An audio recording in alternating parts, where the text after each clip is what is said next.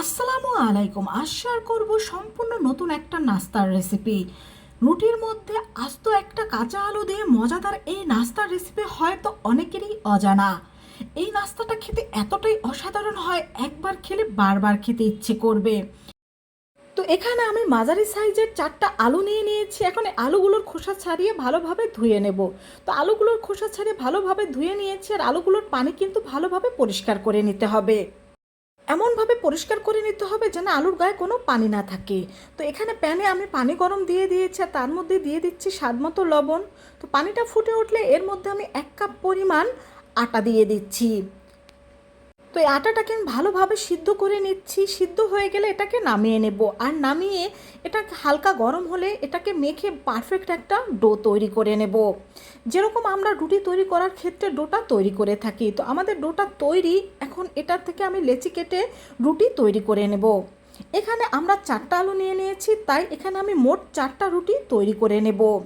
আর রুটিগুলো কিন্তু বেশি মোটা বা বেশি পাতলা হবে না, এরকমভাবে তৈরি করে নিতে হবে। তো এই যে আমার একটা রুটি তৈরি হয়ে গিয়েছে, দেখতেই পাচ্ছেন। আর এইভাবে কিন্তু আমি এখানে মোট 4টা রুটি তৈরি করে নিয়েছি।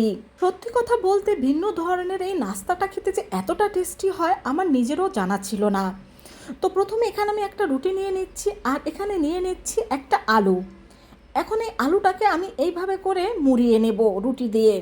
আর ভাজের প্রত্যেকটা অংশেই কিন্তু একটু পানি লাগিয়ে নিতে হবে, তা না হলে কিন্তু ভাজগুলো খুলে যেতে পারে। তো এই পাশের ভাজের 2টা অংশ কিন্তু আমি 2 দিক থেকে লাগিয়ে দিয়েছি, এতে কিন্তু 2 পাশেই রুটিটা ভালোভাবে একই রকম থাকবে। তো ভালোভাবে হাত দিয়ে চেপে চেপে এটাকে আমি আলুর গায়ে লাগিয়ে নিচ্ছি। তো এখানে একটা তৈরি হয়ে গিয়েছে, এইভাবে করে 4টা কিন্তু আমি তৈরি করে নিয়েছি।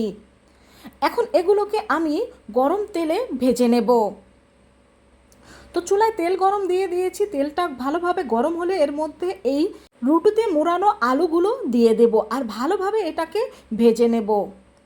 আর এটা যেন মুচমুচে হয় ঠিক সেইভাবে করে এটাকে আমরা মিডিয়াম টু লো হিটে ভেজে নেব। তো এটার একটা সাইড হয়ে গিয়েছে, এখন অন্য একটা সাইড আমি উল্টে দিচ্ছি। বন্ধুরা, এই নাস্তাটা তৈরি করা যেমন সহজ, খেতেও তেমন দুর্দান্ত স্বাদের। দেখবে একবার খেলে বারবার খেতে ইচ্ছে করছে, আর কাউকে তৈরি করে খাওয়ালে সে তো বারবার রিকোয়েস্ট করবে আর রেসিপিও জানতে চাইবে। তো এগুলো ভাজা হয়ে গিয়েছে, এখন এগুলোকে আমি তুলে নিচ্ছি। তো এগুলোকে ভেজে নেওয়ার পর একটু ভালোভাবে ঠান্ডা করে নিতে হবে। ঠান্ডা করে নেওয়ার পরে এখন একটা ছুরির সাহায্যে মাঝ বরাবর এটাকে আমরা কেটে নেব। আর এটাকে কেটে নেওয়ার পর এর ভেতরে যে আলুটা রয়েছে সেই আলুটা আমরা বের করে নেব। একটু সাবধানে বের করে নেবেন, তা না হলে কিন্তু এর উপরের অংশটা ভেঙে যেতে পারে। উপরের অংশটা যেন ভেঙে না যায় সেভাবে এগুলোকে বের করে নিতে হবে। তো সবগুলোই আমি এখানে বের করে নিয়েছি। এখন এর উপরের অংশটাকে আমি আলাদা করে তুলে নিচ্ছি। তো এগুলোকে সব আলাদা করে তুলে নিয়ে আমি একটা সাইড করে রেখে দেব। আর এখানে যে আলুগুলো রয়েছে সেই আলুগুলো আমি ভালোভাবে কেটে নেব। এই আলুগুলোর কিন্তু উপরের অংশটা অনেকটা সিদ্ধ হয়ে গিয়েছে, আর এই আলুগুলো কিন্তু আমি সিঙ্গারায় যেরকম আমরা আলু ব্যবহার করি ঠিক সেইভাবে করে কেটে নেব। তো সব আলুগুলো কেটে নিয়েছি।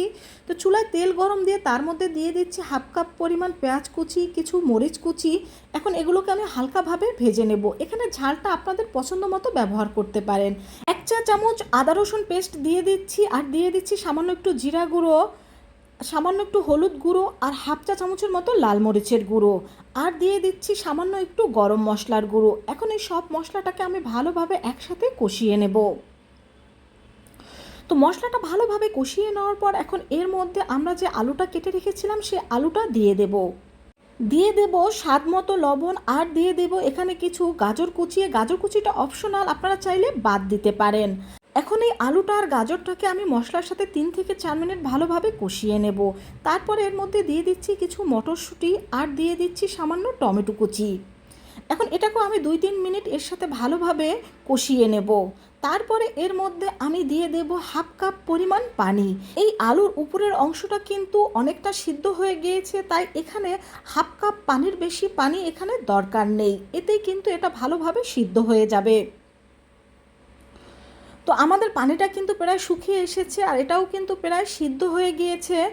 এখন একটা চামচের সাহায্যে এই আলুটার অনেকটা আমি গলিয়ে দেব, এতে কিন্তু এর টেস্ট অনেক ভালো আসবে। তো এখানে আমি একটা গোল চামচ নিয়ে নিয়েছি। এখন এই গোল চামচটা দিয়ে এইভাবে করে কিছু আলু আমি ভালোভাবে গলিয়ে দেব। তো আলুটা গলিয়ে দেওয়ার পর দেখুন এটা দেখতে ঠিক এরকম হয়েছে। আপনারা ওই নাস্তাটা তৈরি করার সময় কিন্তু আলুটা গলিয়ে দেবেন, এতে কিন্তু টেস্টটা ভালো আসবে। দিয়ে দিলাম কিছু ধনিয়া পাতা কুচি। ধনিয়া পাতা কুচিটা দিয়ে একটু নেড়েই এটাকে আমরা নামিয়ে নেব। আমাদের আলুটা কিন্তু এখন পারফেক্টভাবে তৈরি হয়ে গিয়েছে। আর এটাকে নামিয়ে ঠান্ডা করার প্রয়োজন নেই, এটাকে আমরা গরম গরম পরিবেশন করব, তাতেই বেশি টেস্ট হবে।